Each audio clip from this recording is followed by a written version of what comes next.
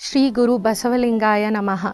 ಶ್ರೀ ಬಸವ ಟಿವಿಯ ಚಾನೆಲ್ನ ವೀಕ್ಷಕರಿಗೆ ನಮ್ಮ ಆರೋಗ್ಯ ಆಧ್ಯಾತ್ಮ ಕಾರ್ಯಕ್ರಮಕ್ಕೆ ಸ್ವಾಗತ. ನನ್ನ ಹೆಸರು ಶಿಲ್ಪಾ ಅಂತ. ನಾನು ರೇಖಿ, ಮಂಡಲ ಹೀಲಿಂಗ್, ಕ್ರಿಸ್ಟಲ್ ಹೀಲಿಂಗ್, NLP ಅಂದರೆ ನ್ಯೂರೋಲಿಂಗ್ವಿಸ್ಟಿಕ್ ಪ್ರೋಗ್ರಾಮಿಂಗ್ ಮತ್ತು ಸಬ್ಕಾನ್ಷಿಯಸ್ ರೀಇಂಪ್ರಿಂಟಿಂಗ್ನಲ್ಲಿ ಸರ್ಟಿಫೈಡ್ ತರಬೇತಿ ಹೊಂದಿದ್ದೇನೆ. ಹಾಗೂ ಶಾಲಾ ಕಾಲೇಜು ಮಕ್ಕಳಿಗೆ ಅವರ ವಿದ್ಯಾಭ್ಯಾಸವನ್ನು ಮುಗಿಸಿ ಅವರು ಕೆರಿಯರ್ನ ರೂಪಿಸ್ಕೊಳ್ಳೋದಕ್ಕೆ ಕಾಲೇಜ್ ಟು ಕ್ಯಾಂಪಸ್ ಅನ್ನೋ ಒಂದು ಟ್ರೈನಿಂಗ್ ಪ್ರೋಗ್ರಾಮ್ನ ಮಾಡ್ತಾ ಇರ್ತೀನಿ. ಹಾಗೂ ಕಾರ್ಪೊರೇಟ್ ಕಂಪನಿಗಳಲ್ಲಿ ಅವರ ಗೋಲ್ ಸೆಟ್ಟಿಂಗ್, ಓವರಾಲ್ ಪರ್ಸ್ನಾಲಿಟಿ ಡೆವಲಪ್ಮೆಂಟ್ಗೆ ಟ್ರೈನಿಂಗ್ಗಳನ್ನು ತಗೊಳ್ತಾ ಇದ್ದೀನಿ. ಇವತ್ತಿನ ಈ ನಮ್ಮ ಕಾರ್ಯಕ್ರಮದಲ್ಲಿ ನಾನು ಮಾಸ್ಟ್ರಿ ಓವರ್ ಮೈಂಡ್ ಅಂದರೆ ನಮ್ಮ ಸಬ್ಕಾನ್ಷಿಯಸ್ ಮೈಂಡ್ ಪವರ್ನ ಯೂಸ್ ಮಾಡಿಕೊಂಡು ಹೇಗೆ ಓವರಾಲ್ ನಮ್ಮ ಪರ್ಸ್ನಾಲಿಟಿಯನ್ನು ಡೆವಲಪ್ ಮಾಡ್ಕೋಬೋದು, ಅದರ ಜೊತೆಗೇ ಮಕ್ಕಳು ಹೇಗೆ ಮಗ್ ಮಾಡ್ದೇ ಹೆಚ್ಚಿನ ಸಮಯದವರೆಗೂ ತಮ್ಮ ವಿದ್ಯಾಭ್ಯಾಸದಲ್ಲಿ ಬರುವಂಥ ಪಾಠಗಳನ್ನು ನೆನ್ಪಿಟ್ಕೋಬೋದು ಅನ್ನೋದನ್ನು ತಿಳಿಸ್ಕೊಡೋದಕ್ಕೆ ಇವತ್ತು ನಿಮ್ಮ ಮುಂದೆ ಬಂದಿದ್ದೀನಿ. ಹಾಗಿದ್ರೆ ತಡ ಯಾಕೆ ಮಾಡೋದು, ಬನ್ನಿ ಅದರ ಕಡೆ ಗಮನ ಹರಿಸೋಣ. ಈಗ ಮಾಸ್ಟ್ರಿ ಓವರ್ ಮೈಂಡ್ ಅಂದ ಕೂಡಲೇ ನಿಮ್ಮೆಲ್ಲರಿಗೂ ಈಗಾಗಲೇ ಆ ವಿಷಯದ ಬಗ್ಗೆ ಸ್ವಲ್ಪ ಜ್ಞಾನ ಮೂಡಿರುತ್ತೆ.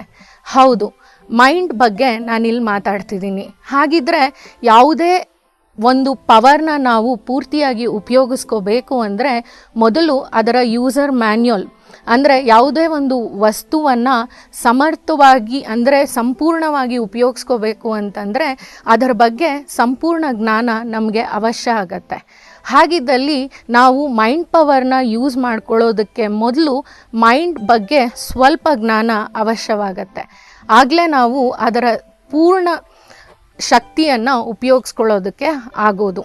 ನೀವೆಲ್ಲ ನಿಮ್ಮ ಸುತ್ತಮುತ್ತಲಿನ ಜಗತ್ತಿನಲ್ಲಿ ನೋಡೇ ಇರ್ತೀರ. ಕೆಲವರಿಗೆ ಸಕ್ಸಸ್ ಅನ್ನೋದು ತುಂಬ ನಿರಾಯಾಸವಾಗಿ ದೊರಕ್ತಾ ಇರತ್ತೆ. ಇನ್ನು ಕೆಲವರಿಗೆ ಶತಾಯಗತಾಯ ಪ್ರಯತ್ನ ಪಟ್ಟರೂ ಕೂಡ ಅವರು ಸಕ್ಸಸ್ನ ಎಡೆಗೆ ಹೋಗೋದಕ್ಕೆ ಆಗ್ತಾನೇ ಇರೋದಿಲ್ಲ. ಯಾವತ್ತಾದರೂ ಯಾಕೆ ಕೆಲವರು ಹಣವನ್ನು ಸಂಪಾದಿಸೋದ್ರಲ್ಲಿ ತುಂಬ ಯಶಸ್ವಿಯಾಗಿ ಹೊರಮೂಡ್ತಾರೆ, ಇನ್ನು ಕೆಲವರು ಹಗಲು ರಾತ್ರಿ ಕಷ್ಟಪಟ್ಟು ದುಡಿದ್ರೂ ಕೂಡ ಹಣವನ್ನು ಕೂಡಿಡೋದಕ್ಕೆ ಆಗ್ತಾ ಇರಲ್ಲ. ಈ ವಿಷಯಗಳೆಲ್ಲ ಯಾಕೆ ಹೀಗಾಗತ್ತೆ, ಒಬ್ಬರಿಗೆ ಒಂಥರ ಇನ್ನೊಬ್ಬರಿಗೆ ಇನ್ನೊಂದು ಥರ ಯಾವತ್ತಾದರೂ ಯೋಚಿಸಿದ್ದೀರಾ? ಕ್ಯಾನ್ಸರ್ ಪೇಷಂಟ್ಗಳಿಗೆ ಒಂದೇ ರೀತಿಯಾದ ಟ್ರೀಟ್ಮೆಂಟ್ ಎಲ್ಲ ಪೇಷಂಟ್ಗಳಿಗೂ ದೊರಕತ್ತೆ. ಆದರೆ ಅದರಲ್ಲಿ ಕೆಲವರು ಮಾತ್ರ ಕ್ಯಾನ್ಸರ್ ರೋಗದಿಂದ ಹೊರಬರೋದಕ್ಕಾಗತ್ತೆ, ಇನ್ನು ಕೆಲವರು ಆಗೋದಿಲ್ಲ. ಅಷ್ಟೇ ಅಲ್ಲ, ಒಂದೇ ಕ್ಲಾಸ್ನಲ್ಲಿ ಒಂದೇ ಟೀಚರ್ನ ಪಾಠ ಕೇಳೋ ಮಕ್ಕಳು ಕೂಡ ಅದರಲ್ಲಿ ಕೆಲವರು ಮಾತ್ರ ಟಾಪರ್ ಆಗಿ ಬರ್ತಾರೆ, ಇನ್ನು ಕೆಲವು ಮಕ್ಕಳಿಗೆ ಪಾಸ್ ಅಂಕ ಕೂಡ ಬರೋದಿಲ್ಲ. ಈ ಎಲ್ಲ ಪ್ರಶ್ನೆಗಳಿಗೆ ಉತ್ತರ ಹುಡುಕ್ತಾ ಹೋದಾಗ ಇದಕ್ಕೆ ಕಾರಣ ಏನು? ಇದಕ್ಕೆ ಕಾರಣವೇ ನಮ್ಮ ಮನಸ್ಸು. ಈ ಮನಸ್ಸಿನ ಬಗ್ಗೆ ಅಂದರೆ ಮೈಂಡ್ ಪವರ್ನ ಶಕ್ತಿಗಳು ತುಂಬ ಅಪಾರ. ಅದ್ರ ಬಗ್ಗೆ ನಾವು ತಿಳ್ಕೊಳ್ಳೋಕೆ ಮುಂಚೆ ಒಂದು ಸಣ್ಣ ಕಥೆಯನ್ನು ನಿಮಗೆ ಹೇಳೋದಕ್ಕೆ ಇಷ್ಟಪಡ್ತೀನಿ. ಆ ಕತೆ ಏನಂದರೆ, ಒಂದಿನ ಒಬ್ಬ ಮನುಷ್ಯ ಒಂದು ಕಲ್ಪವೃಕ್ಷ ಅಂದರೆ ಮಾತನಾಡುವ ಮರದ ಹತ್ರ ಬಂದು ನಿಲ್ತಾನೆ. ಆ ಮನುಷ್ಯ ಬಂದಿದ್ದನ್ನು ನೋಡಿ ಆ ಮರ ಕೇಳತ್ತೆ, ಏನಾಗಬೇಕು ನನ್ನಿಂದ ನಿನಗೆ, ಯಾಕೆ ಇಲ್ಲಿಗೆ ಬಂದೆ ಅಂತ. ಆಗ ಆ ಮನುಷ್ಯ ಹೇಳ್ತಾನೆ, ಇಲ್ಲ ನನಗೆ ಒಂದು ವಿಷಯದ ಕುರಿತಾಗಿ ಕ್ಲಾರಿಟಿ ಬೇಕು, ನೀವು ನನಗೆ ಆ ವಿಷಯವನ್ನು ಪಡ್ಕೊಳ್ಳೋದ್ರಲ್ಲಿ ದಾರಿದೀಪ ಆಗಬೇಕು, ಹಾಗಾಗಿ ನನಗೆ ಆ ಉತ್ತರ ನಿಮ್ಮಲ್ಲಿ ಮಾತ್ರ ಸಿಗತ್ತೆ, ದಯವಿಟ್ಟು ನನಗೆ ಉತ್ತರವನ್ನು ತಿಳಿಸ್ಕೊಡಿ ಅಂತ ಕೇಳತ್ತೆ. ಆಗ ಆ ಮರ ಹೇಳತ್ತೆ, ತೊಂದರೆ ಇಲ್ಲ, ನನಗೆ ಗೊತ್ತಿದ್ದಷ್ಟು ನಾನು ನಿಮಗೆ ಹೇಳ್ತೀನಿ, ಏನು ಪ್ರಶ್ನೆ ಕೇಳು ಅಂತ. ನಾನು ನನ್ನ ಜೀವನದಲ್ಲಿ ಯಶಸ್ಸು ಆಗಬೇಕು, ಗುರಿಯನ್ನು ಮುಟ್ಟಬೇಕು ಅಂತ ಇಡೀ ಜಗತ್ತನ್ನೇ ಸುತ್ತಿದೆ. ಆದರೆ ಎಲ್ಲೂ ನನಗೆ ಯಶಸ್ಸಿನ ಹಾದಿ ಸಿಗಲಿಲ್ಲ.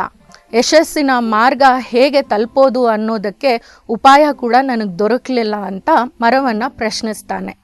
ಆಗ ಆ ಮರವು ನಕ್ಕು ಹೇಳತ್ತೆ, ನೀವು ಮನುಷ್ಯರೇ ಹೀಗಲ್ವಾ, ನಿಮ್ಮಲ್ಲಿ ಏನಿರುತ್ತೆ ಅದನ್ನು ಗುರುತಿಸದೆ ಬೇರೆ ಏನನ್ನೋ ಅಪೇಕ್ಷಿಸ್ತಾ ಇಡೀ ಜಗತ್ತನ್ನು ಸುತ್ತೀರ. ನಿಮಗೆ ಆದರೆ ಗೊತ್ತಿಲ್ಲ, ನಿಮ್ಮನ್ನು ಯಾರು ಸೃಷ್ಟಿಸಿದಾರೋ ಅವರು ಆ ಎಲ್ಲ ದೇವತೆಗಳಿಗೆ ಇರೋ ಶಕ್ತಿಯನ್ನು ನಿಮ್ಮಲ್ಲೇ, ನಿಮ್ಮ ಮನಸ್ಸಿನಲ್ಲೇ ಇಟ್ಟಿದ್ದಾನೆ. ಹಾಗಾಗಿ ನೀವು ನಿಮ್ಮೊಳಗೆ ಇಳಿದು ನಿಮ್ಮ ಸಾಮರ್ಥ್ಯಗಳನ್ನು ತಿಳ್ಕೊಂಡಾಗ, ಆ ಶಕ್ತಿಗಳ ಅರಿವು ನಿಮಗಾದಾಗ ಯಶಸ್ಸಿನ ದಾರಿ ತನ್ನಷ್ಟಕ್ಕೆ ತಾನೇ ತೆರ್ಕೊಳ್ಳುತ್ತೆ. ಹಾಗಾಗಿ ನೀನು ಆ ಶಕ್ತಿಯನ್ನು ಹುಡುಕ್ತಾ ಎಲ್ಲೆಲ್ಲೋ ಅಲಿಬೇಡ, ಬದಲಿಗೆ ಒಂದು ನಿಶ್ಚಲ ಮನಸ್ಥಿತಿಯನ್ನು ಹೊಂದಿಕೊಂಡು ಒಂದು ಕಡೆ ಕೂತು ನಿನ್ನ ಪಾಸಿಟಿವ್ಸ್ ಹಾಗೂ ನೆಗೆಟಿವ್ಸ್ ಏನು, ನಿನ್ನ ಸಾಮರ್ಥ್ಯವೇನು, ಆ ಸಾಮರ್ಥ್ಯದಿಂದ ನೀನು ಏನನ್ನು ಸಾಧಿಸಬಲ್ಲೆ ಅನ್ನೋದನ್ನು ಮೊದಲು ತಿಳ್ಕೊ, ನಿನ್ನನ್ನು ನೀನು ಅರ್ಥಕೋ, ಆಗ ನಿನ್ನ ಯಶಸ್ಸಿನ ಹಾದಿ ತಂತಾನಾಗೆ ಸಿಗತ್ತೆ ಅಂತ ಮರ ಹೇಳಿ ಆ ಮನುಷ್ಯನನ್ನು ಖುಷಿಯಿಂದ ಕಳಿಸ್ಕೊಡತ್ತೆ. ಹಾಗಿದ್ರೆ ವೀಕ್ಷಕರೇ, ಈ ಕಥೆಯಿಂದ ನಮಗೆ ಏನು ತಿಳಿದು ಬರುತ್ತೆ, ಏನು ನಮಗೆ ಗೊತ್ತಾಗತ್ತೆ? ಇದು ನಮ್ಮ ಪ್ರತಿನಿತ್ಯ ಜೀವನದಲ್ಲಿ ನಡೀತಾ ಇರುತ್ತೆ. ನಾವು ನಮ್ಮ ಗುರಿಯನ್ನು ಮುಟ್ಟೋದಕ್ಕೆ ಯಾರ್ಯಾರನ್ನೋ ಹೋಗಿ ಐಡಿಯಾಸ್ನ ಕೇಳ್ತೀರಿ, ಹೊಸ ಹೊಸ ದಾರಿಗಳನ್ನು ಹುಡುಕ್ತಾ ಹೋಗ್ತೀರಿ. ಆದರೆ ಇದು ಎಲ್ಲವನ್ನು ಹುಡುಕೋದಕ್ಕೆ ಮುಂಚೆ ನಮ್ಮನ್ನು ನಾವು ತಿಳಿದುಕೊಳ್ಳೋದು ತುಂಬ ಮುಖ್ಯ ಆಗತ್ತೆ. ಹಾಗಿದ್ರೆ ನಾವು ಈ ಮೈಂಡ್ ಮತ್ತು ಮೈಂಡ್ ಪವರ್ನ ಹೇಗೆ ತಿಳ್ಕೊಬೋದು? ಸೈಂಟಿಫಿಕಲಿ ಹೇಳೋದಾಯಿತು ಅಂತಂದರೆ, ನಮ್ಮ ಮೈಂಡ್ ಬೇಸಿಕಲಿ 2 ರೀತಿಯಾಗಿ ಡಿವೈಡ್ ಆಗಿರುತ್ತೆ. ಒಂದು ಬಂದು ಕಾನ್ಷಿಯಸ್ ಮೈಂಡ್ ಅಂದರೆ ಜಾಗೃತ ಮನಸ್ಸು. ಮತ್ತೊಂದು ಬಂದು ಸಬ್ಕಾನ್ಷಿಯಸ್ ಮೈಂಡ್ ಅಂದರೆ ಸುಪ್ತ ಮನಸ್ಸು. ಕಾನ್ಷಿಯಸ್ ಮೈಂಡ್ನ ಸ್ವಭಾವಗಳೇನು, ಅದು ಏನೆಲ್ಲ ಕೆಲಸಗಳನ್ನು ಮಾಡುತ್ತೆ ನೋಡೋಣ ಬನ್ನಿ. ಕಾನ್ಷಿಯಸ್ ಮೈಂಡ್ ಕಾನ್ಷಿಯಸ್ ಅನ್ನೋ ಪದ ಸೂಚಿಸೋ ಹಾಗೆ, ಈ ಕಾನ್ಷಿಯಸ್ ಮೈಂಡ್ ಜಾಗೃತವಾಗಿ ನಾವು ಇರೋ ಅಷ್ಟು ಸಮಯ ಮಾತ್ರ ಕೆಲಸ ಮಾಡುತ್ತೆ. ಅಂದರೆ ನಾವು ಎಷ್ಟು ಹೊತ್ತು ಎಚ್ಚರವಾಗಿರ್ತೀರೋ ಅಷ್ಟು ಹೊತ್ತು ಈ ಕಾನ್ಷಿಯಸ್ ಮೈಂಡ್ ಕೆಲಸ ಮಾಡ್ತಾ ಇರುತ್ತೆ. ನಾವು ನಿದ್ರಾವಸ್ಥೆಗೆ ಜಾರಿದ ಕೂಡಲೇ ಈ ಕಾನ್ಷಿಯಸ್ ಮೈಂಡ್ ತನ್ನ ನಿದ್ರಾವಸ್ಥೆಗೆ ಜಾರಿಬಿಡತ್ತೆ. ಮತ್ತು ನಮ್ಮ ಸಬ್ಕಾನ್ಷಿಯಸ್ ಮೈಂಡ್ನ ನಾವು ಸುಪ್ತ ಮನಸ್ಸು ಅಂತೀರಿ. ಇದು ನಾವು ನಿದ್ರಾವಸ್ಥೆಯಲ್ಲಿ ಇರುವ ಸಮಯದಲ್ಲೂ ಕೂಡ ಕೆಲಸ ಮಾಡ್ತಾನೇ ಇರುತ್ತೆ. ಅಂದರೆ ನಮ್ಮ ಸಬ್ಕಾನ್ಷಿಯಸ್ ಮೈಂಡ್ ದಿನದ 24 ಗಂಟೆಗಳು ಸತತವಾಗಿ ಕೆಲಸ ಮಾಡ್ತಾ ಇರುತ್ತೆ. ನಮ್ಮ ಕಾನ್ಷಿಯಸ್ ಮೈಂಡ್ ಅಂದರೆ ಜಾಗೃತ ಮನಸ್ಸು ಕೇವಲ ನಮ್ಮ ಮೆದುಳಿನ 10% ಅಷ್ಟು ಭಾಗ ಮಾತ್ರ ಆವರಿಸ್ಕೊಂಡಿರುತ್ತೆ. ಈ ಕಾನ್ಷಿಯಸ್ ಮೈಂಡ್ ಅಂದರೆ ಜಾಗೃತ ಮನಸ್ಸಿನ ಸ್ವಭಾವ ಬಂದು ಲಾಜಿಕಲ್ ಥಿಂಕಿಂಗ್. ಏನಪ್ಪ ಈ ಲಾಜಿಕಲ್ ಥಿಂಕಿಂಗ್ ಅಂದರೆ, ಇದು ತಾರ್ಕಿಕ ಮನಸ್ಸಾಗಿರುತ್ತೆ. ತಾರ್ಕಿಕವಾಗಿ ಆಲೋಚನೆ ಮಾಡುತ್ತೆ. ಯಾವುದು ಸರಿ, ಯಾವುದು ತಪ್ಪು, ಇದನ್ನು ನಾನು ಮಾಡ್ಬೋದಾ, ಇದನ್ನು ನಾನು ಮಾಡಿದರೆ ನನಗೇನಾದರೂ ಮುಂದಕ್ಕೆ ಹಾನಿ ಉಂಟಾಗತ್ತಾ, ಈ ಎಲ್ಲ ತಾರ್ಕಿಕ ಆಲೋಚನೆಗಳನ್ನು ನಮ್ಮ ಕಾನ್ಷಿಯಸ್ ಮೈಂಡ್ ಮಾಡುತ್ತೆ. ಮತ್ತು ಇದು ನಿದ್ರಾವಸ್ಥೆಯಲ್ಲಿ ಕೆಲಸ ಮಾಡದೇ ಇರೋದ್ರಿಂದ ಇದು ಕೇವಲ ಶಾರ್ಟ್ ಟರ್ಮ್ ಮೆಮೊರಿ ಆಗಿರುತ್ತೆ. ಇಲ್ಲಿ ನಾವು ದಿನನಿತ್ಯ ಆಲೋಚಿಸುವಂಥ ವಿಷಯಗಳಾಗಿರ್ಬೋದು, ಮಾಡೋ ಕೆಲಸಗಳಾಗಿರ್ಬೋದು, ನಿದ್ರೆ ಮಾಡೋವರೆಗೂ ಇಲ್ಲಿ ಸ್ಟೋರ್ ಆಗಿರುತ್ತೆ. ಮತ್ತು ನಾವು ನಿದ್ರೆಗೆ ಜಾರಿದ ನಂತರ ಇಲ್ಲಿ ಏನೇ ವಿಷಯಗಳು ಸಂಗ್ರಹವಾಗಿದ್ದರೂ ಅದು ನಮ್ಮ ಸಬ್ಕಾನ್ಷಿಯಸ್ ಮೈಂಡ್ಗೆ ರವಾನೆ ಆಗುತ್ತೆ. ಹಾಗಾಗಿ ಈ ಕಾನ್ಷಿಯಸ್ ಮೈಂಡ್ ಕೇವಲ 10% ಅಷ್ಟು ಭಾಗವನ್ನು ಮಾತ್ರ ಆವರಿಸ್ಕೊಂಡಿರುತ್ತೆ. ಹಾಗಿದ್ರೆ ನಮ್ಮ ಸಬ್ಕಾನ್ಷಿಯಸ್ ಮೈಂಡ್ ಏನು ಮಾಡುತ್ತೆ ನೋಡೋಣ ಬನ್ನಿ. ಇದು ನಮ್ಮ ಮೆದುಳಿನ 90 ಭಾಗದಷ್ಟು ಆವರಿಸ್ಕೊಂಡಿರುತ್ತೆ. ಮತ್ತು ಇದು ತಾರ್ಕಿಕ ಮನಸ್ಸಾಗಿರೋದಿಲ್ಲ. ಇದಕ್ಕೆ ಯಾವುದು ಸರಿ ಯಾವುದು ತಪ್ಪು ಅನ್ನೋದನ್ನು ಯೋಚಿಸೋ ಶಕ್ತಿ ಇದಕ್ಕೆ ಇರೋದಿಲ್ಲ. ನಮ್ಮ ಕಾನ್ಷಿಯಸ್ ಮೈಂಡ್ ಏನೆಲ್ಲ ಆಲೋಚಿಸುತ್ತೋ, ಏನೆಲ್ಲ ಯೋಚನೆ ಮಾಡುತ್ತೋ, ಅದನ್ನು ಹೇಗೆ ಅದು ಆಲೋಚಿಸಿರುತ್ತೋ ಸೇಮ್ ಟು ಸೇಮ್ ಹಾಗೇ ಸಬ್ಕಾನ್ಷಿಯಸ್ ಮೈಂಡ್ನಲ್ಲಿ ಸ್ಟೋರ್ ಮಾಡ್ಕೊಳ್ಳುತ್ತೆ. ಇದು ಯೋಚಿಸೋಕೆ ಹೋಗಲ್ಲ ಇದು ಸರಿ ಅಥವಾ ತಪ್ಪು ಅಂತ. ಮತ್ತು ಇದು ಕ್ರಿಯೇಟಿವ್ ಮೈಂಡ್ ಆಗಿರುತ್ತೆ. ಕ್ರಿಯೇಟಿವ್ ಮೈಂಡ್ ಅಂತಂದರೆ ಇಮ್ಯಾಜಿನೇಷನ್ ಮಾಡ್ಕೊಳ್ಳೋದ್ರಲ್ಲಿ ಇರ್ಬೋದು, ಕಲೆ, ಕುಸುರಿ ಕೆಲಸಗಳು, ಇದರಲ್ಲೆಲ್ಲ ಹೆಚ್ಚು ಆಸಕ್ತಿ ಇರೋರಿಗೆ ಈ ಕ್ರಿಯೇಟಿವ್ ಮೈಂಡ್ ಹೆಚ್ಚು ಜಾಗೃತವಾಗಿರುತ್ತೆ. ಅದಲ್ಲದೆ ಈ ಸಬ್ಕಾನ್ಷಿಯಸ್ ಮೈಂಡ್ನಲ್ಲಿ ಒಂದು ವಿಶೇಷವಾದ ಶಕ್ತಿ ಇದೆ. ಅದು ಏನು ಅಂತಂದರೆ, ನಮ್ಮ ಪರಿಸರದಲ್ಲಿ ಇರೋವಂತಹ ಸಕಾರಾತ್ಮಕ ಶಕ್ತಿಗಳನ್ನು ಇದು ಕಲೆಕ್ಟ್ ಮಾಡಿಕೊಂಡು ನಾವು ಏನು ಆಲೋಚಿಸ್ತಿರ್ತಿರೋ ಆ ಆಲೋಚನೆಗಳನ್ನು ನಮ್ಮ ಭವಿಷ್ಯತ್ತಿನಲ್ಲಿ ನಿಜ ಮಾಡುವಂತಹ ಒಂದು ಸಾಮರ್ಥ್ಯ ಈ ಸಬ್ಕಾನ್ಷಿಯಸ್ ಮೈಂಡ್ಗೆ ಇದೆ. ಹಾಗಾಗಿ ನಾವು ತುಂಬ ಹುಷಾರಾಗಿ ನಮ್ಮ ಯೋಚನೆಗಳ ಕಡೆ ಗಮನವನ್ನು ಹರಿಸ್ಬೇಕಾಗತ್ತೆ. ಈ ಸಬ್ಕಾನ್ಷಿಯಸ್ ಮೈಂಡ್ ಮಗು ತನ್ನ ತಾಯಿಯ ಗರ್ಭದಲ್ಲಿ ಇರೋವಾಗ ಅದಕ್ಕೆ 5 ತಿಂಗಳು ತುಂಬಿದಾಗಲೇ ಇದು ಕೆಲಸ ಮಾಡೋದಕ್ಕೆ ಆರಂಭವಾಗತ್ತೆ. ಅದಕ್ಕೇ ನಮ್ಮ ಹಿರಿಯರು ಗರ್ಭಿಣಿ ಹೆಂಗಸರಿಗೆ, ಸ್ತ್ರೀಯರಿಗೆ ಹೇಳ್ತಾರೆ, ಸದಾಕಾಲ ಒಳ್ಳೆಯದನ್ನೇ ಯೋಚಿಸಬೇಕು, ಒಳ್ಳೆಯದನ್ನೇ ಆಲಿಸಬೇಕು ಅಂತ ಹೇಳ್ಬಿಟ್ಟು. ಹಾಗಾಗಿ ಯಾವಾಗ ಒಳ್ಳೆಯ ವಿಷಯಗಳನ್ನೇ ತಾಯಿ ಕೇಳ್ತಾ ಇರ್ತಾಳೆ, ಆಲೋಚಿಸ್ತಿರ್ತಾಳೆ, ಮಗುವಿಗೆ ಗರ್ಭದಲ್ಲೇ ಆ ಸಬ್ಕಾನ್ಷಿಯಸ್ ಮೈಂಡ್ನಲ್ಲಿ ಒಳ್ಳೆಯ ವಿಚಾರಗಳು ಅಚ್ಚುಳಿತಾ ಬರುತ್ತೆ. ಇದಕ್ಕೆ ಒಳ್ಳೆಯ ಉದಾಹರಣೆ ಅಂತಂದರೆ ಅಭಿಮನ್ಯು ತನ್ನ ತಾಯಿಯ ಗರ್ಭದಲ್ಲಿ ಇರುವಾಗಲೇ ಚಕ್ರವ್ಯೂಹವನ್ನು ಹೇಗೆ ಭೇದಿಸೋದು ಅನ್ನೋದನ್ನು ಕಲ್ತಿದ್ದ. ಹಾಗಾಗಿ ನಾವು ಸಬ್ಕಾನ್ಷಿಯಸ್ ಮೈಂಡ್ ಪವರ್ ಬಗ್ಗೆ ತುಂಬ ಎಚ್ಚರದಿಂದ ಗಮನ ವಹಿಸಬೇಕಾಗತ್ತೆ. ಹೀಗಾಗಿ ಇದು ಕಾನ್ಷಿಯಸ್ ಮೈಂಡ್ ಮತ್ತು ಸಬ್ಕಾನ್ಷಿಯಸ್ ಮೈಂಡ್ನ ಸ್ವಭಾವಗಳು.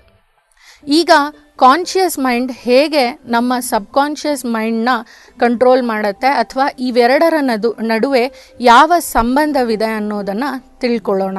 ಇದಕ್ಕೆ ನಾನು ಒಂದು ಉದಾಹರಣೆಯನ್ನು ಕೊಡೋದಕ್ಕೆ ಇಷ್ಟಪಡ್ತೀನಿ. ನಿಮಗೆಲ್ಲರಿಗೂ ಹಡಗು ಅದರ ಬಗ್ಗೆ ಗೊತ್ತಿರುತ್ತೆ. ಹೌದು, ಹಡಗು ಅಂದರೆ ಶಿಪ್. ಇದರಲ್ಲಿ ಕೆಲವರು ಪ್ರಯಾಣ ಮಾಡಿರ್ತೀರ, ಕೆಲವರು ಹಡಗಿನ ಚಿತ್ರವನ್ನು ಇಂಟರ್ನೆಟ್ನಲ್ಲಿ ನೋಡಿರ್ತೀರ. ಆ ಹಡಗಿನ ವಿಚಾರವನ್ನು ತಗೊಂಡ್ರೆ ಇಲ್ಲಿ ಡ್ರೈವರ್ ಏನಿರ್ತಾರೆ ಅವರು ಹಡಗಿನ ಅಂಡರ್ಗ್ರೌಂಡ್ನಲ್ಲಿ ಕ್ಯಾಬಿನ್ನಲ್ಲಿ ಇರ್ತಾರೆ. ಹಾಗೂ ಹಡಗಿನ ಕ್ಯಾಪ್ಟನ್ ಏನಿರ್ತಾರೆ, ಶಿಪ್ ನಡೆಸುವಂಥ ಕ್ಯಾಪ್ಟನ್ ಏನಿರ್ತಾರೆ ಅವರು ಹಡಗಿನ ಮೇಲ್ಭಾಗದಲ್ಲಿ ಇರ್ತಾರೆ. ಡ್ರೈವರ್ಗೆ ತಾನು ಯಾವ ಕಡೆ ಅವನ ಹಡಗನ್ನು ಚಲಾಯಿಸ್ತಿದ್ದಾನೆ, ಚಾಲನೆ ಮಾಡ್ತಿದ್ದಾನೆ ಅನ್ನೋದು ಐಡಿಯಾ ಇರೋದಿಲ್ಲ. ಬದಲಿಗೆ ಕ್ಯಾಪ್ಟನ್ ಏನು ಇನ್ಸ್ಟ್ರಕ್ಷನ್ಸ್ನ ಕೊಡ್ತಿರ್ತಾನೆ ಅದರ ಆಧಾರದ ಮೇಲೆ ಡ್ರೈವರ್ ಹಡಗನ್ನು ಚಾಲನೆ ಮಾಡ್ತಿರ್ತಾನೆ. ಉದಾಹರಣೆಗೆ ಕ್ಯಾಪ್ಟನ್ ಬೈ ಮಿಸ್ಟೇಕ್ ಆಗಿ, ಅಂದರೆ ತಪ್ಪಾಗಿ ಅಥವಾ ತನಗೆ ಗೊತ್ತಿಲ್ಲದೆ ಎಡಕ್ಕೆ ತಿರುಗಿಸು ಅನ್ನೋದ್ರ ಬದಲು ಬಲಕ್ಕೆ ತಿರುಗಿಸು ಅಂತ ಹೇಳಿದ್ರೆ ಡ್ರೈವರ್ಗೆ ಗೊತ್ತಾಗೋದಿಲ್ಲ ತಾನು ಎಡಕ್ಕೆ ಹೋಗಬೇಕಿತ್ತು, ಆದರೆ ನಾನು ಬಲಕ್ಕೆ ಹೋಗೋದಕ್ಕೆ ಹೇಳ್ತಾ ಇದ್ದಾರೆ ಅನ್ನೋ ವಿವೇಚನಾ ಶಕ್ತಿ ಡ್ರೈವರ್ಗೆ ಇರೋದಿಲ್ಲ. ಅವನು ಕೇವಲ ಕ್ಯಾಪ್ಟನ್ ಏನು ಹೇಳ್ತಾನೆ ಅಷ್ಟನ್ನು ಮಾತ್ರ ಮಾಡ್ತಿರ್ತಾನೆ, ಹಾಗೂ ಎಡಕ್ಕೆ ತಗೊಳ್ಳೋ ಬದಲು ಬಲಕ್ಕೆ ತಿರುಗಿಸ್ತಾನೆ ಹಡಗನ್ನು. ಇದರಿಂದ ಏನಾಗತ್ತೆ, ಹಡಗಿನಲ್ಲಿ ಪ್ರಯಾಣ ಮಾಡ್ತಿರೋ ಪ್ರತಿಯೊಬ್ಬರೂ ಕೂಡ ಅವರ ತಲುಪಬೇಕಾಗಿರೋ ಎಕ್ಸಾಕ್ಟ್ ಜಾಗವನ್ನು ತಲುಪಲ್ಲ, ಬದಲಿಗೆ ತಪ್ಪು ಹಾದಿಯನ್ನು ಹಿಡಿತಾರೆ ಹಾಗೂ ತಪ್ಪು ಜಾಗವನ್ನು ತಲುಪ್ತಾರೆ. ಸೇಮ್ ರಿಲೇಷನ್ಶಿಪ್ ನಮ್ಮ ಕಾನ್ಷಿಯಸ್ ಮೈಂಡ್ ಹಾಗೂ ಸಬ್ಕಾನ್ಷಿಯಸ್ ಮೈಂಡ್ನ ನಡುವೆ ಇದೆ. ನಾವು ಎಷ್ಟೋ ಸಾರಿ ಕೂತಿರುವಾಗ ನೆಗೆಟಿವ್ ಆಲೋಚನೆಗಳನ್ನು ಮಾಡ್ತೀರಿ. ನನ್ನ ಕೈಯಲ್ಲಿ ಇದು ಆಗೋದಿಲ್ಲ, ಅಥವಾ ನನ್ನ ಜೊತೆ ಇರೋರು ನನ್ನನ್ನು ಪ್ರೀತಿಸ್ತಿಲ್ಲ. ಈ ಥರ ನೆಗೆಟಿವ್ ಆಲೋಚನೆಗಳು ನಮ್ಮ ಸಬ್ಕಾನ್ಷಿಯಸ್ ಮೈಂಡ್ನಲ್ಲಿ ಅದು ಅದೇ ರೀತಿ ತಗೊಳ್ಳತ್ತೆ. ಈ ಆಲೋಚನೆಗಳು, ಈ ನೆಗೆಟಿವ್ ಎಮೋಷನ್ಗಳು ನಮ್ಮ ಭವಿಷ್ಯತ್ತಿನಲ್ಲಿ ನಾವು ಮಾಡೋ ಕೆಲಸಗಳ ಮೇಲೆ ಪರಿಣಾಮ ಬೀರ್ತಾ ಹೋಗುತ್ತೆ. ಹಾಗೂ ಆ ವ್ಯಕ್ತಿ ಯಾರು ಈ ಥರ ನೆಗೆಟಿವ್ ಆಲೋಚನೆಗಳನ್ನು ಮಾಡ್ತಿರ್ತಾನೋ ಕ್ರಮೇಣವಾಗಿ ಎಲ್ಲರಿಂದ ದೂರನೇ ಉಳಿತಾನೆ. ಇದು ನಮ್ಮ ಕಾನ್ಷಿಯಸ್ ಮೈಂಡ್ ಹಾಗೂ ಸಬ್ಕಾನ್ಷಿಯಸ್ ಮೈಂಡ್ನ ನಡುವೆ ಇರುವಂತಹ ಸಂಬಂಧ. ಹಾಗಿದ್ರೆ ಈಗಿನ ಜಗತ್ತಿನಲ್ಲಿ ನಾವೇನು ಮಾಡ್ತಾ ಇದ್ದೀರಿ? 10% ಅಷ್ಟೇ ಆವರಿಸ್ಕೊಂಡಿರುವಂತಹ ಕಾನ್ಷಿಯಸ್ ಮೈಂಡ್ನ ಮೇಲೆ ಹೆಚ್ಚು ಗಮನವನ್ನು ವಹಿಸ್ತಾ ಇದ್ದೀರಿ, ಹಾಗೂ 90% ಇಷ್ಟೊಂದೆಲ್ಲ ಸೂಪರ್ ನ್ಯಾಚುರಲ್ ಪವರ್ಗಳು ಇರುವಂತಹ ಸಬ್ಕಾನ್ಷಿಯಸ್ ಮೈಂಡ್ನ ಕಡೆ ಗಮನವನ್ನು ನಾವು ಹರಿಸ್ತಾ ಇಲ್ಲ. ಅದರಿಂದ ಏನಾಗ್ತಾ ಇದೆ, ನಾವು ಏನು ಆಲೋಚನೆಗಳು ಮಾಡ್ತಾ ಇದ್ದೀವಿ ಅದು ನಮ್ಮ ನಿರ್ಧಾರವನ್ನು ಬದಲಿಸುತ್ತೆ. ನಾವು ನಡೆಯೋ ಹಾದಿಯಲ್ಲಿ ಅದೇ ಮುಳ್ಳಾಗಿ ಬರುತ್ತೆ ಅನ್ನೋದರ ಅರಿವು ನಮಗೆ ಇರೋದಿಲ್ಲ. ಹಾಗಿದ್ರೆ ಹೇಗೆ ಈ ಸಬ್ಕಾನ್ಷಿಯಸ್ ಮೈಂಡ್ ಪವರ್ನ ನಾವು ಉಪಯೋಗಿಸ್ಕೋಬೋದು ನಮ್ಮ ಕೆಲಸಗಳಲ್ಲಿ, ಹೇಗೆ ನಾವು ಇದನ್ನು ಮುಂದಕ್ಕೆ ತಗೊಂಡು ಹೋಗ್ಬೋದು ಅನ್ನೋದನ್ನು ನೋಡೋಣ ಬನ್ನಿ. ಈ ಎಲ್ಲ ವಿಚಾರಗಳಿಂದ ನಮಗೆ ಏನು ತಿಳಿದು ಬರುತ್ತೆ ಅಂದರೆ, ನಮ್ಮ ಸಬ್ಕಾನ್ಷಿಯಸ್ ಮೈಂಡ್ ಬಂದು ಒಂದು ಫಲವತ್ತಾದ ಭೂಮಿಯ ಹಾಗೆ. ಇಲ್ಲಿ ನಾವು ಮಾವಿನ ಬೀಜವನ್ನು ಬಿತ್ತಿದ್ರೆ ಮಾವಿನ ಮರವೇ ಬೆಳೆಯುತ್ತೆ. ಹಾಗೂ ನಾವು ಬೇವಿನ ಬೀಜವನ್ನು ಬಿತ್ತಿದರೆ ಬೇವಿನ ಮರವನ್ನೇ ಅದು ಕೊಡುತ್ತೆ. ಹಾಗಾಗಿ ನಾವು ಪ್ರತಿನಿತ್ಯ, ಪ್ರತಿದಿನ, ಪ್ರತಿ ಕ್ಷಣ ಯಾವ ಆಲೋಚನೆ ಮಾಡ್ತಿರೋ ಅದೇ ನಮ್ಮ ಭವಿಷ್ಯತ್ತಾಗಿ ರೂಪುಗೊಳ್ಳುತ್ತೆ. ಇದನ್ನು ಸೈಂಟಿಫಿಕಲಿ ಹೇಳೋದಾಯಿತು ಅಂತ ಅಂದರೆ ನಾವು ಗೀಗೋ ಸಿಸ್ಟಮ್ನ ಎಕ್ಸಾಂಪಲ್ ಆಗಿ ಕೊಡ್ಬೋದು. ಈಗ ಪರದೆಯ ಮೇಲೆ ನಿಮಗೆ ಒಂದು ಚಾರ್ಟ್ ಡಿಸ್ಪ್ಲೇ ಆಗ್ತಾ ಇದೆ. ಈ ಚಾರ್ಟ್ ನೀವು ನೋಡಿದರೆ ಇನಿಷಿಯಲಿ ಗುಡ್ ಇನ್ಪುಟ್ ಅಂತ ನಿಮಗೆ ಕಂಡು ಬರುತ್ತೆ. ಈ ಗುಡ್ ಇನ್ಪುಟ್ಟನ್ನು ನಮ್ಮ ಕಾನ್ಷಿಯಸ್ ಮೈಂಡ್ ನಮ್ಮ ಮೆದುಳಲ್ಲಿ ಸೃಷ್ಟಿಸುತ್ತೆ. ಅಂದರೆ ಒಂದು ಒಳ್ಳೆಯ ಪಾಸಿಟಿವ್ ಥಾಟ್ನ ಅದು ಹುಟ್ಟಾಕಿದ್ರೆ ಅದು ಗುಡ್ ಇನ್ಪುಟ್ ಆಗುತ್ತೆ. ಈ ಗುಡ್ ಇನ್ಪುಟ್ ನಮ್ಮ ಸಬ್ಕಾನ್ಷಿಯಸ್ ಮೈಂಡ್ ಅಲ್ಲಿ ಹೋಗಿ ಕೂತಾಗ ನಮ್ಮ ಸಬ್ಕಾನ್ಷಿಯಸ್ ಮೈಂಡಿಗೆ ನಮ್ಮ ಸರೌಂಡಿಂಗ್, ನಮ್ಮ ಪರಿಸರದಲ್ಲಿರುವ ಕಾಸ್ಮಿಕ್ ಎನರ್ಜಿಯನ್ನು ತೆಗೆದುಕೊಂಡು ಆ ಆಲೋಚನೆಯನ್ನು ನಮ್ಮ ಭವಿಷ್ಯತ್ತಾಗಿ ರೂಪಿಸೋ ಶಕ್ತಿ ಏನಿರುತ್ತೆ ಅದು ಅದರ ಕಡೆ ಕೆಲಸ ಮಾಡೋದಕ್ಕೆ ಶುರು ಮಾಡಿಕೊಳ್ಳುತ್ತೆ. ಹಾಗಾಗಿ ನಮ್ಮ ಭವಿಷ್ಯದಲ್ಲಿ ಕೂಡ ನಾವು ಒಳ್ಳೆಯ ಔಟ್ಪುಟ್ಟನ್ನೇ ಪಡಿತೇವೆ. ಇದೇ ನಮ್ಮ ಫ್ಯೂಚರ್. ಇದರ ಹಾಗೆಯೇ ನಾವು ನೆಕ್ಸ್ಟ್ ಫ್ಲೋ ಚಾರ್ಟನ್ನು ನೋಡಿದರೆ ಇಲ್ಲಿ ಗಾರ್ಬೇಜ್ ಇನ್ಪುಟ್ ಅಂದರೆ ಬೇಡದೇ ಇರೋ ವಿಷಯಗಳ ಬಗ್ಗೆ ಅತಿಯಾಗಿ ಯೋಚಿಸೋದ್ರಿಂದ, ತಲೆ ಕೆಡಿಸ್ಕೊಳ್ಳೋದ್ರಿಂದ ಅದು ಗಾರ್ಬೇಜ್ ಇನ್ಪುಟ್ ಆಗಿ ನಮ್ಮ ಸಬ್ಕಾನ್ಷಿಯಸ್ ಮೈಂಡ್ನಲ್ಲಿ ಹೋಗಿ ಕೂರುತ್ತೆ. ಈ ಸಬ್ಕಾನ್ಷಿಯಸ್ ಮೈಂಡಿಗೆ ಅದು ಒಳ್ಳೆ ಇನ್ಪುಟ್ಟಾ ಗಾರ್ಬೇಜ್ ಇನ್ಪುಟ್ಟಾ ಅನ್ನೋ ವ್ಯತ್ಯಾಸ ತಿಳಿಯೋದಿಲ್ಲ. ಅದೇನು ಮಾಡುತ್ತೆ, ನೀವು ಕೊಟ್ಟಿರೋ ಗಾರ್ಬೇಜ್ ಇನ್ಪುಟ್ ಅಂದರೆ ನಕಾರಾತ್ಮಕ ಆಲೋಚನೆಗಳನ್ನೇ ನಿಮ್ಮ ಫ್ಯೂಚರ್ ಅಂತ ಅಂದ್ಕೊಂಡು ಅದರ ಕಡೆ ಕೆಲಸ ಮಾಡೋದಕ್ಕೆ ಶುರು ಮಾಡುತ್ತೆ. ಯಾವಾಗ ಈ ನಕಾರಾತ್ಮಕ ಆಲೋಚನೆಗಳನ್ನು ಸಬ್ಕಾನ್ಷಿಯಸ್ ಮೈಂಡ್ ರಿಸೀವ್ ಮಾಡುತ್ತೋ ಆಗ ಅದು ನಿಮ್ಮ ಭವಿಷ್ಯದಲ್ಲಿ ನೀವು ಮಾಡೋ ಕೆಲಸಗಳಲ್ಲಿ ಅಡಚಣೆಗಳಾಗಿ ಮೂಡಿ ಬರ್ತಾ ಇರುತ್ತೆ. ಅದರ ರಿಸಲ್ಟ್ ನಿಮ್ಮ ಔಟ್ಪುಟ್ ಕೂಡ ಗಾರ್ಬೇಜ್ ಔಟ್ಪುಟ್ ಆಗಿಯೇ ಉಳ್ಕೊಳ್ಳುತ್ತೆ.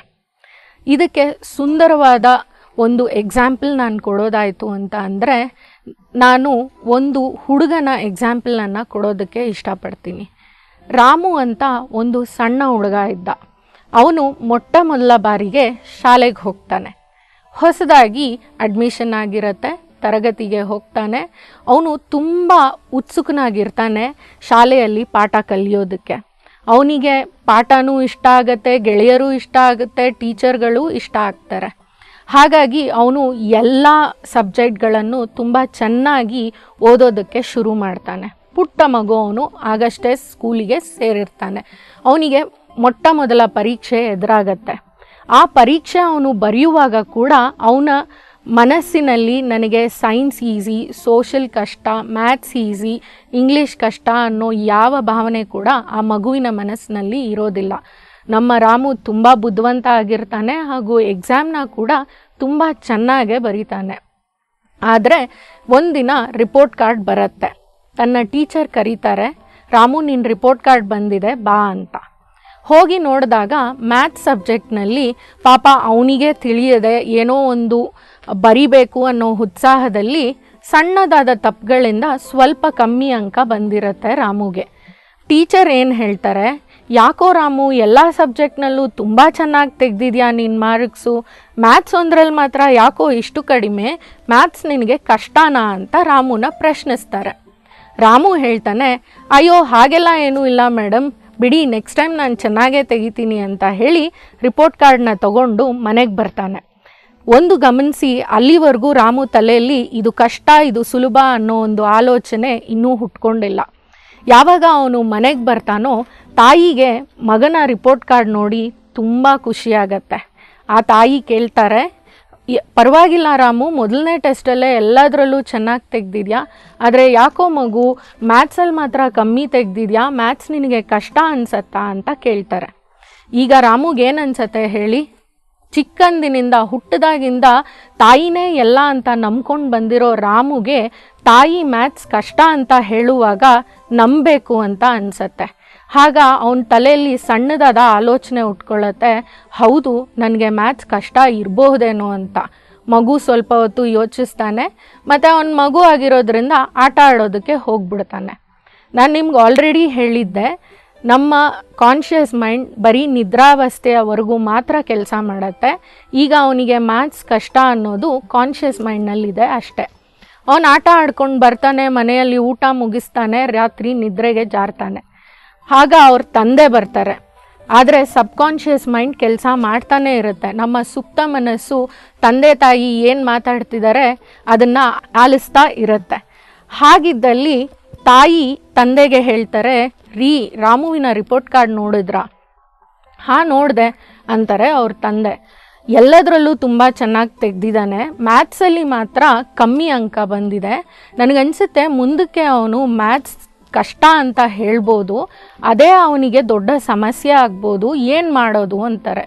ನೀವೊಂದು ಯೋಚಿಸ್ಬೇಕು, ತಂದೆ ತಾಯಿಗೆ ಆ ಭಯ ಇದೆ ಹೊರತು ರಾಮುವಿಗೆ ಆ ಭಯ ಇಲ್ಲ. ಆದರೆ ತಾಯಿಯ ಭಯ ತಂದೆಗೆ ಕೂಡ ಒಂದು ಗಟ್ಟಿಯಾದ ನಿರ್ಧಾರ ತಗೊಳ್ಳೋದಕ್ಕೆ ಪ್ರೇರೇಪಿಸ್ತಾ ಇದೆ. ಆಗ ತಂದೆ ಹೇಳ್ತಾರೆ, ಹಾಗಿದ್ರೆ ಯಾಕೆ ಚಿಂತಿಸ್ತೀಯಾ, ಅವನ್ನ ಒಂದು ಮ್ಯಾಥ್ಸ್ ಟ್ಯೂಷನ್ಗೆ ಹಾಕ್ಬಿಡು. ಇಲ್ಲಿ ನೀವು ಟ್ಯೂಷನ್ಗೆ ಹಾಕ್ಬಿಡು ಅಂತ ಹೇಳಿದ ತಕ್ಷಣ ರಾಮುವಿನ ಸುಪ್ತ ಮನಸ್ಸಿಗೆ ಖಾತ್ರಿ ಆಗೋಗತ್ತೆ, ಹೌದು ನನಗೆ ಮ್ಯಾಥ್ಸ್ ಕಷ್ಟ, ಅದಕ್ಕೆ ನನಗೆ ಟ್ಯೂಷನ್ಗೆ ಹಾಕ್ತಿದ್ದಾರೆ ಅಂತ. ಈ ಒಂದು ಥಾಟ್, ನನಗೆ ಮ್ಯಾಥ್ಸ್ ಕಷ್ಟ ಅನ್ನೋ ಒಂದು ಆಲೋಚನೆ ಮುಂದಕ್ಕೆ ಒಂದು ನಂಬಿಕೆಯಾಗಿ ಬದಲಾಯಿತು ಅವ್ರ ತಂದೆ ಆ ಥರ ಹೇಳಿದಾಗ. ಆ ನಂಬಿಕೆ ಅವನಲ್ಲಿ ಒಂದು ಎಮೋಷನ್ ಅಂದರೆ ಭಯವನ್ನು ಹುಟ್ಟಾಕತ್ತೆ. ಈಗ ಆ ಭಯ, ಮುಂದಿನ ಎಕ್ಸಾಮ್ ಬರುತ್ತೆ, ಮುಂದಿನ ಪರೀಕ್ಷೆ ಬರುತ್ತೆ, ರಾಮು ಎಷ್ಟೇ ಚೆನ್ನಾಗಿ ಓದಿದ್ರೂ ಆ ಭಯ ಅವನನ್ನು ಪರೀಕ್ಷೆ ಸುಲಭವಾಗಿ ಬರೆಯೋದಕ್ಕೆ ಬಿಡೋದಿಲ್ಲ. ಆ ಭಯ ಗಾಬರಿಯನ್ನು ಹುಟ್ಟಾಕತ್ತೆ. ಗಾಬರಿ ಅವನ ಆ್ಯಕ್ಷನ್ ಅಂದರೆ ಅವನ ಕರ್ಮದ ಮೇಲೆ ಪರಿಣಾಮ ಬೀರುತ್ತೆ. ಇದರಿಂದ ಕೊನೆಗೇನಾಯಿತು, ರಾಮು ಏನು ಓದಿದ್ನೋ ಅದನ್ನು ಸಂಪೂರ್ಣವಾಗಿ ಬರೆಯೋದಕ್ಕೆ ಆಗಲೇ ಇಲ್ಲ ಎಕ್ಸಾಮ್ನಲ್ಲಿ. ಅದರ ಫಲಿತಾಂಶ ಮತ್ತೆ ಅವನಿಗೆ ಮ್ಯಾಥ್ಸ್ನಲ್ಲಿ ಕಮ್ಮಿ ಅಂಕ ಬಂತು. ಇದಕ್ಕೆ ಕಾರಣ ಯಾರು? ನಾವುಗಳೇ. ನಮ್ಮ ಮಕ್ಕಳಿಗೆ ಒಳ್ಳೆಯ ವಿಚಾರಗಳನ್ನು ಹೇಳ್ಕೊಡೋದು ಬಿಟ್ಬಿಟ್ಟು ಪ್ರತಿಯೊಂದು ವಿಷಯದಲ್ಲೂ ಭಯವನ್ನು ಹುಟ್ಟಾಕ್ತೀರಿ. ಅವನಿಗೆ ಬಿಡಪ್ಪ, ಇದೊಂದರಲ್ಲಿ ತಾನೇ ನೀನು ಕಮ್ಮಿ ತೆಗೆದಿರೋದು, ಮುಂದಿನ ಎಕ್ಸಾಮ್ನಲ್ಲಿ ಚೆನ್ನಾಗಿ ಮಾಡಿದ್ರೆ ಆಯಿತು ಅನ್ನೋ ಒಂದು ಮಾತು ತಾಯಿ ಹೇಳಿದಿದ್ರೆ ಅವನ ಮನಸ್ಸಲ್ಲಿ ಮ್ಯಾಥ್ಸ್ನ ಬಗ್ಗೆ ಆ ಭಯ ಹುಟ್ಕೋತಿರ್ಲಿಲ್ಲ. ಬದಲಿಗೆ ಅವನಲ್ಲಿ ಒಂದು ಆತ್ಮವಿಶ್ವಾಸ ಬೆಳೀತಾ ಇತ್ತು. ಹಾಗಾಗಿ ವೀಕ್ಷಕರೇ, ನಾನು ನಿಮಗೆ ಹೇಳೋದೇನು ಅಂದರೆ, ನಮ್ಮ ಥಾಟ್ಸ್ ನಂಬಿಕೆಯನ್ನು ಹುಟ್ಟಾಕತ್ತೆ, ನಂಬಿಕೆ ಒಂದು ಎಮೋಷನ್ನನ್ನು ಹುಟ್ಟಾಕತ್ತೆ, ಹಾಗೂ ಆ ಎಮೋಷನ್ ನಮ್ಮ ಕೆಲಸಗಳ ಮೇಲೆ ಪರಿಣಾಮ ಬೀರುತ್ತೆ. ಅದರ ರಿಸಲ್ಟ್ ಫಲಿತಾಂಶದ ಮೇಲೆ ಕೂಡ ಪರಿಣಾಮ ಬೀರುತ್ತೆ. ಇದು ಹೀಗೆ ಸೈಕಲ್ ಆಗಿ ನಮ್ಮ ಇಡೀ ಜೀವನದಲ್ಲಿ ಒಂದು ಫ್ಯೂಚರನ್ನೇ ಬದಲಾಯಿಸ್ಬಿಡುತ್ತೆ. ರಾಮುವಿನ ವಿಷಯದಲ್ಲಾಗಿದ್ದು ಇದೆ. ಕೊನೆಗೆ ರಾಮುವಿಗೆ ಮ್ಯಾಥ್ಸ್ ಒಂದು ಪೆಡಂಭೂತ ಆಗಿಯೇ ನಿಂತ್ಕೊಳ್ತು. ಹಾಗಿದ್ರೆ ವೀಕ್ಷಕರೇ, ಇದರಿಂದ ನಮಗೇನು ತಿಳ್ಕೊಳ್ತೀರಿ ನಾವು? ಸರಿ, ಯಾವಾಗಲೂ ಒಳ್ಳೆಯ ಆಲೋಚನೆಗಳನ್ನು ಮಾಡಬೇಕು, ಒಳ್ಳೆಯ ವಿಷಯಗಳನ್ನು ನಾವು ಯೋಚಿಸ್ತಾ ನಮ್ಮ ಮಕ್ಕಳಿಗೂ ಒಳ್ಳೆಯ ವಿಷಯಗಳನ್ನೇ ತಿಳಿಸ್ಕೊಡ್ಬೇಕು.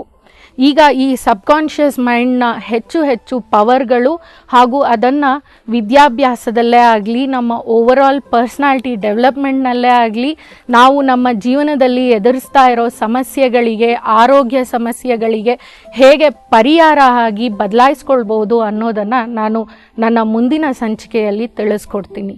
ಅಲ್ಲಿಯವರೆಗೂ ಖುಷಿಯಾಗಿರಿ, ಒಳ್ಳೆಯದನ್ನೇ ಆಲೋಚಿಸ್ತಾ ಇರಿ. ನಮಸ್ಕಾರ.